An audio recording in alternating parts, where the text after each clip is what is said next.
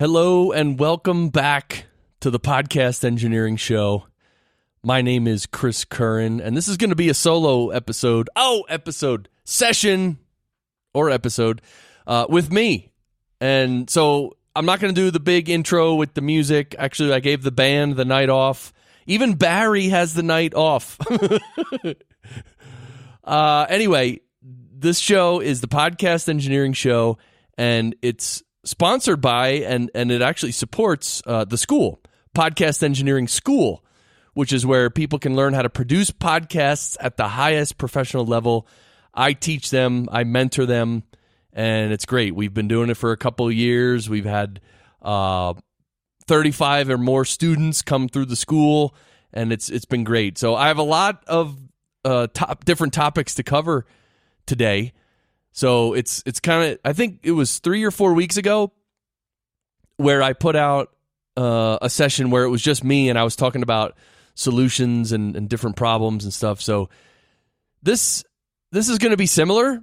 And so anyway, it's going to go from topic to topic. So if you just want to hang out with me and have a good time, that's awesome. Of course, you probably know the website, podcastengineeringschool.com. And actually, next week, I'm going to Podcast Movement, and I'm going to be streaming live from there. I've been on this whole kick lately to figure out how to live stream with video, like to YouTube Live and to Twitch and Mixer and these other platforms, where people stream live. So I got some equipment and stuff, and it's not funny, but about an hour ago, I tried to stream from my computer to, some of these different platforms. And I was trying to use OBS, and man, that program sucks.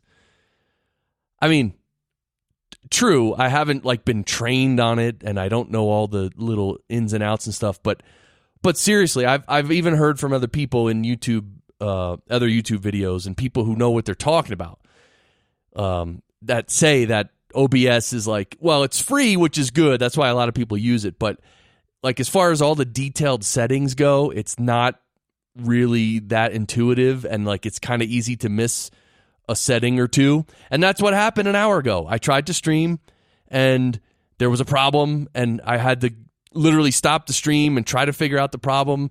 And then I started it again because I was hoping I fixed it. But of course I didn't. So then I had to stop the stream again. I literally started and stopped the stream 5 times in 5 minutes because I told everybody I was going to stream at a certain time, right? So I was like, all right, we got to stream now. But no, OBS was just a pain in the rump. And so I don't know. I think I might just buy Wirecast. I know that's the expensive option, but apparently it's easy to use, and it's sort of just the user interface is a lot better, and you don't have to know every single little tiny setting and all that. So so I'm feeling a little bit ticked off a little bit because of that experience. But you know what? It's okay. I mean, this is what happens when we start on either new software or a new platform or a new way of doing things, right? In the beginning, it's always hard, difficult, and it's frustrating. But over time, you learn the little things, and then over time, then it's easy. So that's sort of what's happening with me with this, with live streaming, with video and audio and all that stuff. So anyway, and I know a lot of you may be going through similar things with your podcasting equipment, with your equipment or your workflow or your software. I know when you first open a multi-track DAW, it's intimidating. It's hard to figure out because there's so many things in there, and you just want to do something simple, like the simplest little thing you want to do, and literally you can't find a way to do it. It's frustrating, but again, what we have to keep in mind is that that little thing that you don't know how to do and that frustrates the crap out of you, finding the answer to that and doing it right and figuring it out, that is it's almost like, remember the Pink Floyd album, The Wall? And he was talking about the wall in a negative sense. You're building up a wall to shield out the rest of the world. But every little bit of knowledge we learn in audio and podcasting, we're building a wall, but it's a positive wall. It's like a wall of skills and talents. So it's good. Every little problem we overcome helps us and adds to our character and adds to our value, really, right? And our expertise. So that's the tough thing in life, right? Even in regular life, it's like it's frustrating a lot of times. But if we can sort of maneuver in life and learn as much as we can elevate ourselves and become, more virtuous. So, but it's a frustrating process, but there's no other way. I mean, so many times in life we try to find an easy way around things. And, most things there's not an easy way around. You got to go through it and do it. So, all right. So Podcast Movement is next week. Anyway, I'm going to be streaming from there. But guess what? I've tested streaming from my phone, and streaming from my phone is way easier. Oh my God. It's crazy. It's easy. I've done a few tests. It works great. So anyway, streaming from Podcast Movement is going to be awesome. So if you go to, I set up a web page that has all the links to all the platforms that I'm going to be streaming on. So all you have to do is go to podcastengineeringschool.com/live. And if you go there, podcastengineeringschool.com/live, if you go there, you'll see all the different platforms, and you could just click a link and go there, and you could follow me and subscribe or whatever. I mean, it's all free. You don't have to pay for anything, obviously. But whatever streaming platform you like or you use, you can. Hopefully, I'm streaming on that one. I mean, I know I'm streaming on the big ones. Oh, here, I'm on the page right here. YouTube, Twitch, Facebook, Mixer, Periscope, Stream.me, and Smashcast. And of course, those last few are not as big as YouTube and Facebook, obviously. But anyway, I'm using this service I'm using this service that streams it everywhere. So it's really handy. So anyway, maybe I'll do maybe once I actually stream successfully and I, sort of know what I'm talking about, and how I set it up. I'll do a session here of how I did it and how I'm streaming, because I don't know, live streaming is really awesome, and it's definitely up and coming. Maybe it's 10 years behind podcasting. Maybe, I don't know. So yeah. But anyway, live streaming is awesome. So, all right. So, if you've listened to some of the past sessions, or actually, I think it was only the last session, I implemented a new segment of the show called Nightmare Sessions. And it's where I ask my guest, to describe a session, a podcast session that was literally just a nightmare, excruciatingly painful, a nightmare. And anyway, I just wanted to share. I have a lot of nightmare sessions, but I just wanted to tell you that over the past week or so, I've dealt with so many podcast guests, and of course, it's not for my show; it's for other shows that I engineer and produce. So many guests who connect over the internet. It's sometimes amazing how they just connect in such a non-optimal way, just a poor quality. These, people have bad mic technique. Their internet connection sucks. They're using a computer that's running all these programs, and it's just terrible. And I don't know, I know it seems to happen a lot to me and my clients that the guests show up and are in that state, and of course, part of my job is to talk them through and to, first of all, get all their technology straight, make sure they have all the settings right, and then I got to teach a microphone technique, and then teach them how to talk into a microphone. I even have to sometimes tell people how to talk into a phone, believe it or not, because people they move the phone away from their ear or away from their head, and it's like, could you please just talk into the phone? God. So anyway, literally, some guests are worse than others, and some guests are great, right? They show up with a good microphone, they're done. Their level's good. I don't have to do anything. But some of them, it's a nightmare. And the worst is when they, I explain to them first that, look, I'm here to help sound check you, and I'll help just go over some things and make sure you sound good. And they're like, okay. And so I start asking them questions, and they, on their own, without me telling them what to do, they'll just start switching all the settings and, oh, let me try this, or let me try plugging in that. And I'm just like, slow down. Like, let me direct you. I don't say that. I wish I could say that. Like, look, I'm a professional. Let me direct you. We'll have it straight in about a minute. Rather than you try to jump around and change things and do nonsense, and that doesn't work anyway. So, I mean, literally that, just simple things like that for me, that's my nightmare session recently. All right, I'm also going to, probably next session, implement another new segment. Yeah, it's, well, I don't know if it has a name, but I'm just going to ask my guests, each guest, what is their next purchase going to be? Right? So anyway, just to comment on that for myself, I actually just bought the Sheps Omni channel for the second time.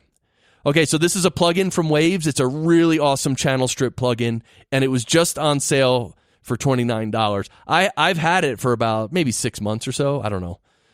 But I bought it again, an additional copy, because I want to use it on my old production machine, my backup machine. And so I actually bought it through a separate email account and everything just to keep it separate.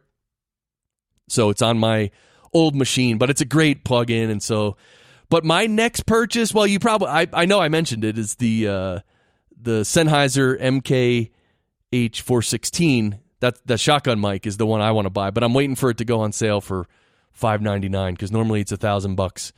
But I saw it on sale once for $599, so I'm waiting for that. All right, so I'm going to talk about a bunch of stuff in a row, and I don't know if this session's going to be as long as a normal session. It'll probably be shorter, which is good. I'll just go over a bunch of cool stuff, and then we'll be done. Yeah, so actually on the next live stream I do, which I might try tomorrow or the next day, I'm going to play with some clips from one of podcast engineering school students. His name's Barry Gary, and he actually tested his voice on 4 different microphones, and it's awesome because he sent me and the podcast engineering school alumni group, he sent us all 4 audio files, and he didn't tell us which one is which, right? So it's kind of cool. We have to listen and see which one his voice sounds the best on without actually knowing what mic it is, right? So he has 4 different microphones. And so that's going to be fun. I'm going to do that live on, well, if I can learn how to freaking stream, I'm going to do that on the stream so you can actually see me on my desktop and, see how I, manipulate and process his voice. Because that's what I'm going to do. I'm going to run each of those clips through processors and, EQ them, compress them, and make them as nice as I can make them. And so that's a good way to judge which mic is the best for a person. Is, first of all, you listen to the raw file just without any processing, right? Just the raw file. You listen to that and you get an impression of that. And then you can mess with it and EQ and compress and DS and do all this stuff and make it sound as best as possible, and then listen again to the final thing and see how you feel about that. And so that's what I'm going to do with all the 4 clips. And then hopefully at the end, one of them will seem better than the rest. And then I'll tell him, whichever number it was, 1, 2, 3, or 4. And then he'll tell me, okay, that was this microphone. He'll tell me what mic it actually was. Anyway, that's going to be fun. So first thing, I got, how many more things do I have? 1, 2, 3, 4, 5, 6 little mini topics to cover. First is what I'm calling mixing into your mastering compressor. So, and here's what I mean by that. So when I produce episodes, I actually have I have several plugins on my master bus. One of them is a multiband compressor, and multiband compressors are great in terms of mastering. Like the last step, you just compress everything a little more, but it's a multiband compressor, so it's dependent on the frequencies. So if there's all of a sudden a lot of low frequencies, the compressor will compress the low frequencies without touching the higher frequencies. So a multiband compressor is really nice in the mastering step because it just sort of evens everything out a little more. And So what you could do, here's one way to go about using a multiband compressor on your master bus. You could, mix all the different voices in the music until it sounds good, and then put the multiband compressor on your master bus, and then adjust the settings of your multiband compressor, right? So in that scenario, you're getting each track to sound good, and you're mixing the levels of each track. So, the voices are about the same level, and the music is a good level. And then after that, as a next step, a separate step, then you're going to use the multiband compressor to tighten it up and just compress it a little bit, okay? That's the first way to do it. The second way is to set up your multiband compressor first. Put it on your master bus first.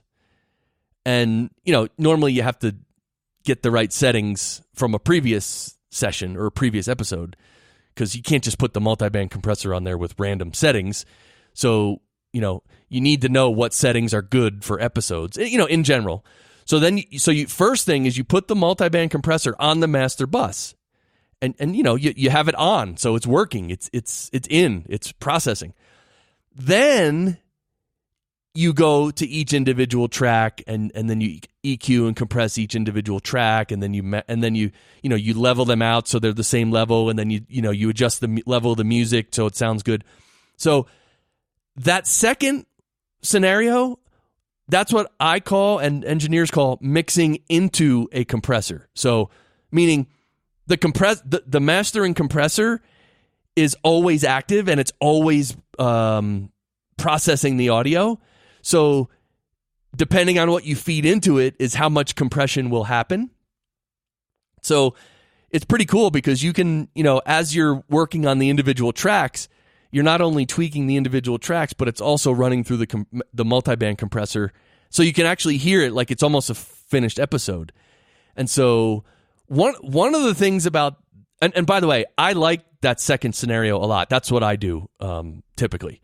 I'll have my mastering multiband compressor on my master bus, and I'll have it on, and I already know what settings are about right. So I just start it with, average settings, and then I start mixing, and I'm, optimizing each track and leveling everything and, making everything sound good and all that. And what's cool about it is when you, for instance, let's say one person's voice is a little bit lower than another person's voice, and you say, ooh, I want to raise up person A, let's say 1 dB.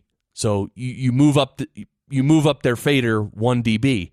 Well, in reality, yes, you moved up the fader 1 dB, but you might not hear it as 1 dB louder because that person's voice is going to go through the mastering compressor and be compressed.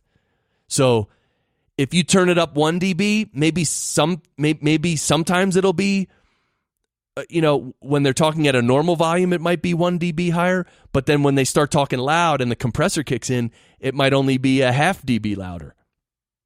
So that's what I mean by mixing into a compressor. So when you put up the fader 1 dB, it's not just raising it 1 dB overall. It's you're raising the volume of the voice that you're feeding into a compressor, and then the compressor acts on it. So it's good. So you put it up 1 dB and it makes a difference, but maybe not 1 dB of difference. So that's how you can really sort of nudge things and make it sort of mix together and meld together by mixing into a mastering compressor. So I like doing that, and it really helps. And the other reason it helps too is because by the time you're done, then your episode's already mastered as well. So then you render it and it's pretty much done. Then I just level it after that. I level it to the LUFS standard.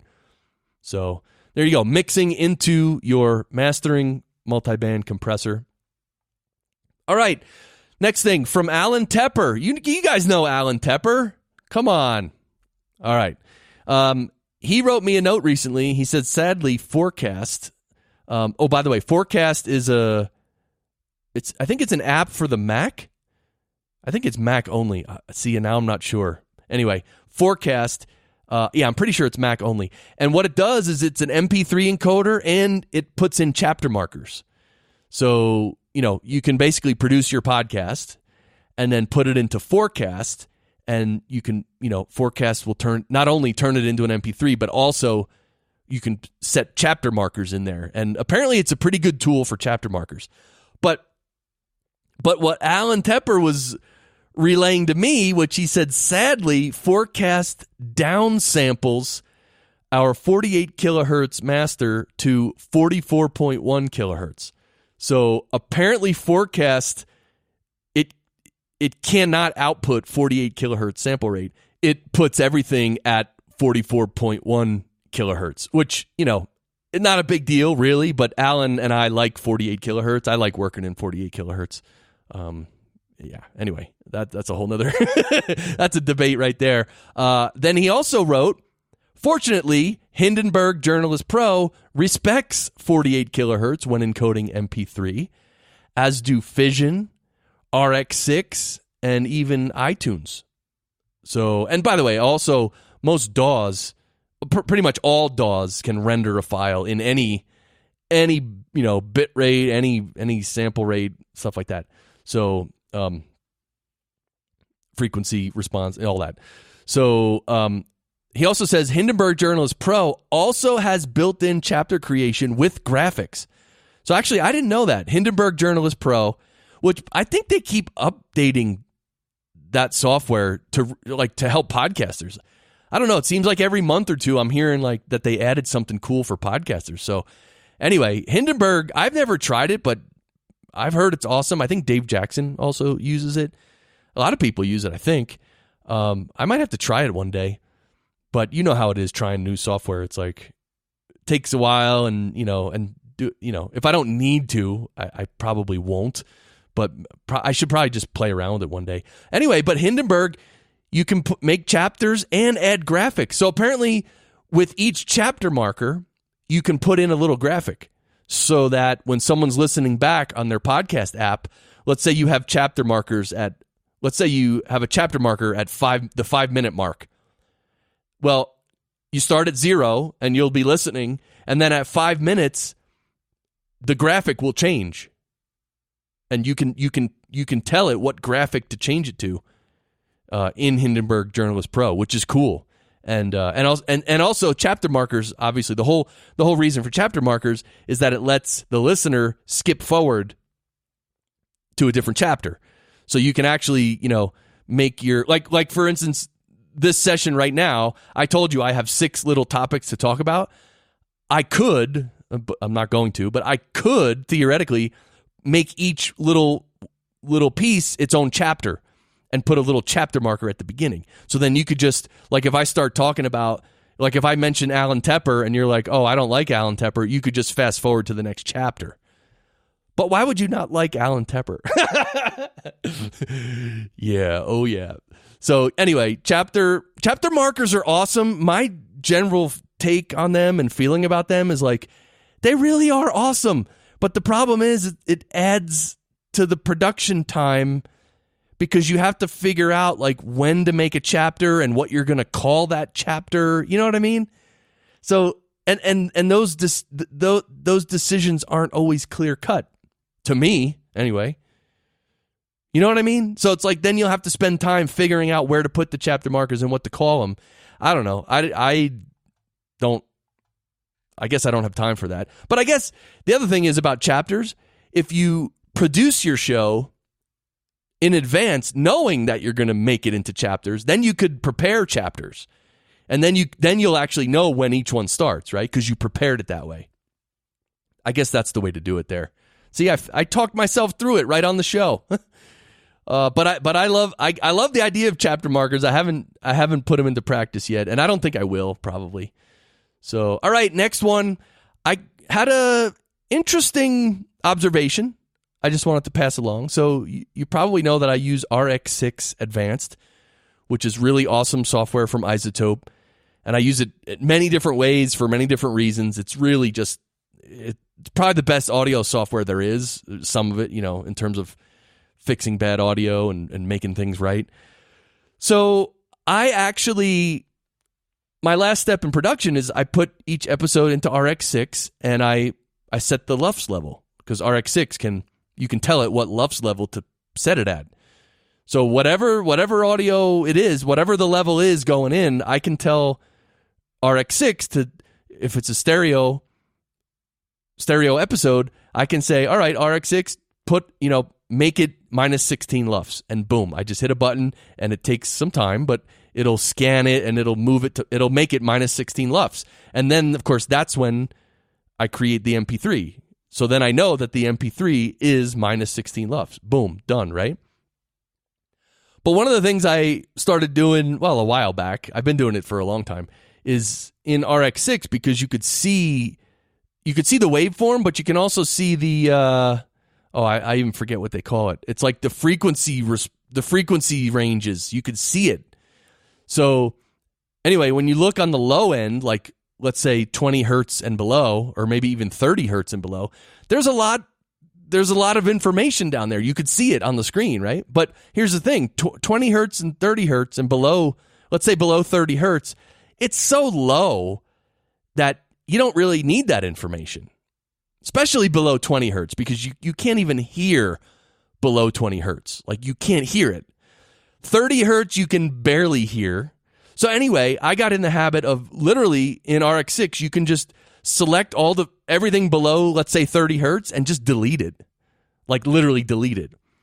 And I like doing that because it cleans it up. Like, you might not hear it, but it's funny when you play that, when that file, when that episode gets played through speakers, if there's that 20 hertz really low information, if there's a lot of that in there, it'll affect the speaker and the way it moves. It takes energy to push out 20 hertz through a speaker, right? So what you're doing, if you remove 20 hertz and below or 30 hertz and below, you're actually making it easier for the speakers to push out the episode. Meaning it'll just be slightly more clear. And again, we're splitting hairs here, right? This is, I mean, because no one does this, right? Except me, probably. But can you hear the difference? I don't know. But it makes a little bit of difference, right? And of course, this is where I live. I live in the world of little tiny differences that add up, right? And so that's what being an engineer is, right? Being a technical engineer. So anyway, I just wanted to mention that I've been deleting basically 30 hertz and below. Sometimes I'll even go up to 40 hertz and below. And actually, sometimes if someone records on Skype, or if I record someone on Skype and, like, let's say they're on earbuds or something, and there might be a bunch of noise, like even 50 hertz and below, or I don't think I've ever gone up to 60 hertz and below and deleted all that. But I think 50 is the highest I've ever gone. But sometimes it's just mud and noise, and like, you really don't need it. So I mean, the way I do it is by feel and by look. I look at the screen and I know what kind of voice it is, and I know if that information is relevant or not, so then I can just delete it. Obviously, if you were producing music or anything like that, you wouldn't do this. The only reason I'm doing it is because it's just the human voice, and there's typically there's very little information down in the 30 and 20 hertz range. So you really don't need it, and just taking it out kind of cleans it up a little bit. All right, next one, my new favorite compressor. It's one that I've been using for a while now, and I've talked about it a lot, but I just wanted to, I don't know if I mentioned it with Billy O recently or not, but the Waves CLA 76, and there's two modes, the bluey mode and the blacky mode, and it's like a black face and a blue face. Well, the blue face isn't blue, it's blue and gray, but there's two different modes, and anyway, there's a slight difference, but the bluey mode is awesome, and I don't know what it is. Like, this compressor just does a really good job of bringing a voice closer and sort of like more in your face and more clear. And it does it in a very transparent way. And again, I don't even use that much of it usually. I don't compress it that much, but just putting that plug-in in my effects chain and using a little bit of compression, it just brings it a little closer and makes it a little more lively, and it's just really nice. I don't know how else to explain it. The other thing I like about it too is the attack time. You can adjust the attack time of the compressor, and that really makes a difference. Like, some people's voices, they're just sharp, and like the attack is so much that it sort of feels like they're poking you in the forehead with their finger when they're talking. It's like, oh, they're like poking you. And so in those cases, if you feel that way or hear that, you can make the attack time shorter. Like you can, instead of, maybe a 20 or 30 milliseconds attack time, turn it down to like 5 milliseconds. And it'll sort of, before, using my analogy, before their finger pokes you in the forehead, it'll get compressed. It'll get chopped off, basically, using the attack time. So what I'm saying is it won't feel as much like their voice is poking at you. It'll feel like their voice is there and it's clear, but it's not like poking you and annoying you. I don't know. Does that make any sense? Wow. All right. Anyway, the Waves CLA 76. I've just been loving that one recently. And part of the reason is because there's another one called the CLA 2A, it's a knockoff of the LA 2A, which is another great plugin. And they're both CLA, which means Chris Lord Alge. He's an engineer, a music engineer, really good one, and from New York. And the LA2A is great. It only has 2 knobs, and you can't adjust the attack and release or nothing. It's just input and output, and you could see the amount of compression. And that one's great. It's nice and smooth and warm. And if someone's voice is really harsh, then I'll use the CLA2A. But nowadays, I always find myself leaning toward the CLA 76. So, all right. I found an old note from a listener of this show, and he stated that I don't know. I have this file on my computer. It's a Google document where if I think of a topic for the show, I'll just throw it into this document, and then of course I always forget to look at it, look at the document. So anyway, earlier today I looked in there and I'm like, oh my God, there's like 5 things here that I could talk about. Thank God, because this session's a solo session because I didn't record any interviews with guests or anything. So anyway, I looked in this Google document and there's a bunch of stuff. And so this one is a little older, but from a listener, he said he doesn't use that much compression because less compression sounds more natural. And okay, less compression sounds more natural. Well, yes, I agree. It does. It sounds more natural. I mean, if someone's standing next to you talking, there's not a compressor on their voice. They're just talking. It comes right from their mouth to your ear. No compressor, no effects chain, right? So that's true. It sounds more natural. But here's the thing we have to understand about audio. People are listening to it through speakers, and they're listening to it or earbuds or headphones. They're all speakers, actually, technically. But they're listening to it, and there's other noise happening. Like if they're in a car, there's all that car noise. If they're jogging, there's all the jogging noise of their body and the dunk, running. And there's just noise. There's noise when you listen to pretty much anything. I mean, when's the last time you sat anywhere in a dead silent room and just listened to something? I mean, it's very rare, right? You can do it with music, which is awesome, right? If you have if your living room or somewhere in your house is a quiet environment, you can listen to music, then you can really appreciate it for sure.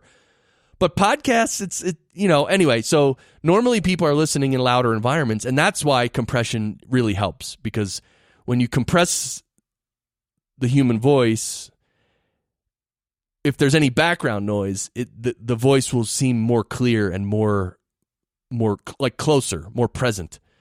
So anyway, that's the use of compression and for noisy environments. It's really helpful for noisy environments. So what I'm saying is, yes, less compression sounds more natural, but if you don't use any compression, trust me, the guy driving down the road in his car, going 75 miles an hour down the highway, trying to listen to your show without any compression, that's going to be difficult. I've explained before that when I drove out the podcast movement, was it last year? I think it was last year. Anyway, driving across Utah, was trying to listen to podcasts in the car, and podcasts that aren't mastered properly or compressed enough, you can't listen to it in a noisy car because you have to turn it so loud. And then what happens is you turn it up loud and then someone laughs really loud and it blows your ears out. So anyway, that's the need for compression and limiting. Of course, and they're limiting and compression are related.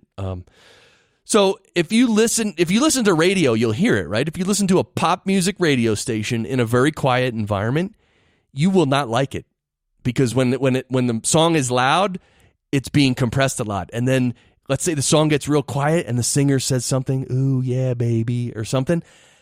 That "yeah, baby," even though they're like practically whispering it, that "yeah, baby" is louder than the loudest part of the song. The reason is because it's compressed and limited so much. It's unnatural. So radio overdoes it, right? Radio goes too extreme with compression and limiting, and it has that effect where you've heard it. You listen to any classic song, like let's say Black Dog from Led Zeppelin. When the band kicks in, and then when Robert Plant's just singing, you can hear his voice gets louder, and then when the music kicks in, the whole song kind of sucks in and it gets lower in volume, and it's like, anyway. But in a car, it's okay. If you're listening in a car and there's road noise, it's actually okay. But if you were listening in a quiet environment, it's terrible. So anyway, the compression and limiting that radio stations use, it helps the audio be more audible over the road noise. And so in a sense, as podcast producers, we need to use a little bit of compression and limiting. Like, we need to go halfway. We need to go from halfway between no compression and whatever pop radio compression and limiting they're using. The best is right in the middle, where there's some compression, keeps it nice and tight, lets people hear it in a noisy environment, but it's not over compressed where it's just completely unnatural and like half destroyed. So, but you know what? It's up to everybody. If somebody wants to put out a podcast that's without any compression at all because it sounds nice and natural, that's great. That's fine. Again, the problem is that people listening in a loud environment, it's not gonna cut it. All right. And the last thing, is this the last thing? I was going to play around with an idea. So this this idea came from a recent session where, again, a guest on one of my clients' shows had really bad microphone technique. And it was someone using earbuds. And when someone uses earbuds, I always tell them, just stay in one place and just look straight ahead. Because if you're recording through earbuds, if you're looking straight ahead and talking, that's fine. That's one level of sound. But if you turn your head all the way to the right and keep talking, you're like the recording level is going to drop a lot, because now you're talking over there. The microphone is sort of in front of you, right? So people using earbuds, and I can hear this now. I know, I can almost tell which direction a person's head is pointing just by hearing it without even seeing them. Because I can hear when their voice is clear and present, and then when they turn to the side. Like, I'm going to do it right now. I'm going to turn to the side and keep talking, and you're going to hear the difference. I mean, if I turn to the side and keep talking, that's fine. But that's not the same as when I talk right on the mic. So, right? So now in this session, there's a portion of it of me when I turned to the right and I talked and I was speaking, and it was lower in volume and it sounded way different, right? So I was thinking, like, how can I, process that audio to make the guest's voice be more consistent? So it's not like loud and then soft and then loud and then soft, and it's not just level either. It's not just loud and soft. You know what it is? It's frequency. It's like right now, my voice, you can hear it's nice and clear, right? There's high frequencies. The clarity is there. Now listen when I turn my head, if there's as much clarity. Yeah, so now I'm talking, and is there as much clarity? I mean, can you really hear the high frequencies really clear? No, you can't. You can't hear the high frequencies really nice and clearly when I turn my head like that. So anyway, to fix this, I was like, I had this idea. And I'm going to try it, and I'm going to try it on when I live stream as well, because then you could see the plugin and you could see what I'm doing and stuff too. But basically the idea is to use a multi-band compressor, and and the one I really like nowadays is the FabFilter Pro MB. And the MB stands for multiband. So it's the Pro MB. it's just so awesome. It's just a great multi-band compressor. And of course, if you only use one band and you make the entire audio the one band, then you can use it like a regular compressor, just a single band compressor. But anyway, that plugin's a little expensive. I think it's, I don't know. Well, most of the FabFilter plugins are like $180 each. But you can get them, buy them in a bundle, and they're less expensive. So to overcome this problem of someone turning their head away from the mic and then on the mic, off the mic, I thought I would try a multi-band compressor, and with the Pro MB, you can actually set up 6 different bands. So it'll compress 6 different areas of the frequencies separately, which is awesome. And then I was going to crush it. I was going to compress them all a lot, like just crush the signal. And then use some of the original signal, which is uncompressed, and then try to add in some of the really compressed signal, compressed multi-band compression. And because the really crushed, really heavily compressed signal, the frequencies will be more even, right? So when I turn my head and the clarity and the high frequencies dropped off, if I really compress that with a multi-band compressor, the difference in the high frequencies is going to be less. There'll still be some difference, right? You'll be able to tell when someone's speaking right into the mic and when someone turns their head to the right. There's still a difference, but it'll be less of a difference, right?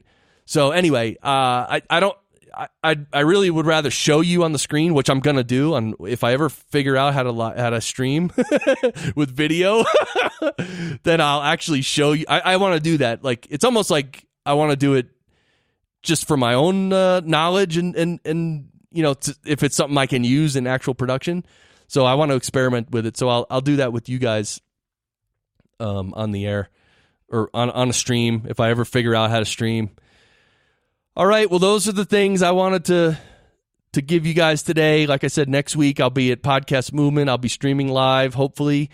And again, I don't know if you know anybody or if you want to really learn how to produce podcasts on a professional level, check out Podcast Engineering School. Actually, the super early bird pricing is still in effect right now until August 1st, probably. Or if I forget for a couple days, maybe August 2nd or 3rd, but August 1st. And then the price is going to go up. So if you have any questions about the school, let me know. If you have any questions about your production, email me or tweet at me, or, you can go to podcastengineeringschool.com and there's a contact page. Send me a note, if you have a question about your equipment or your production, send me a note and I'll respond. Maybe I could even talk about it on the show.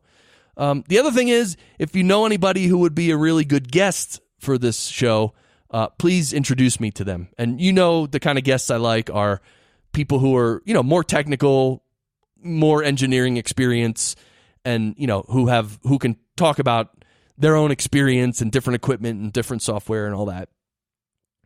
Even people from the big companies like, big microphone companies and plug-in companies, like anyone who knows a lot technically about really anything concerning audio and podcasting. If you could introduce me, that'd be awesome. So, all right. Well, this is kind of weird, isn't it? With no music and no outro and everything. But anyway, you know the deal.